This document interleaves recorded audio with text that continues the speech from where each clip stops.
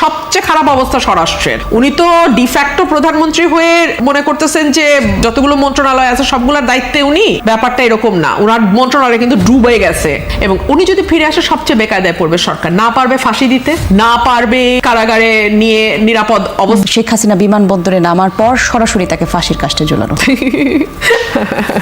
রাজনীতি তো হুঙ্কার টুঙ্কার না দিলে তো হয় না, নেতা কর্মীদের একটু চাঙ্গা রাখতে হয়। নেতা না হয় আছে 10টা আর কর্মী না হয় আছে 5টা, 15 জনকে তো চাঙ্গা রাখতে হবে। সেটা নিয়ে আমার কোনো বক্তব্য নাই। আমি সাধারণ মানুষের কথা শুনতে চাই, সাধারণ মানুষ কি বলে কি ভাবে। আমার কথা আপনাদের তিতা লাগবে, আমাকে আপনারা ট্যাগ দিতে পারেন, অমুক তমুক বলতে পারেন, গালাগালি করতে, আমার কিচ্ছু যায় আসে না। হাসিনার আমলে আমাকে বহুত গালি খাইতে হয়েছে, আমার কিচ্ছু যায় আসে না। কিন্তু মানুষ কি বলে এটা কান পাতেন। কেন পাতেন? আমি এনসিপি কেও বলবো, বিএনপি কেও বলবো, জামাতকেও বলবো, আর আওয়ামী লীগকেও বলবো, কান পাতেন। মানুষ কি বলে। আপনারা যে যখন ক্ষমতায় থাকে সে কিন্তু মানুষের পালসটা বুঝতে পারে না বলেই 5ই অগস্টের মতো ঘটনা ঘটে। তো সে কারণে আমি বলবো প্রত্যেকটা রাজনৈতিক দলকেই মানুষ কি বলে শোনেন, গণপরিবহন ব্যবহার করেন, রাস্তায় হাঁটেন, দুটো মানুষের সাথে কথা বলেন, ফেসবুকে দেখেন অনেক ছোট ছোট ছোট ছোট মোবাইল জার্নালিস্ট আছে, তারা কিন্তু ঠাস করে একে তাকে ধরে বাইট নেয়, কথা শুনে। সাধারণ মানুষ যারা দরবারের সঙ্গে যুক্ত না, দরবারহীন মানুষের কথা শোনেন, তাহলে বুঝতে পারবেন মানুষ কি চায়।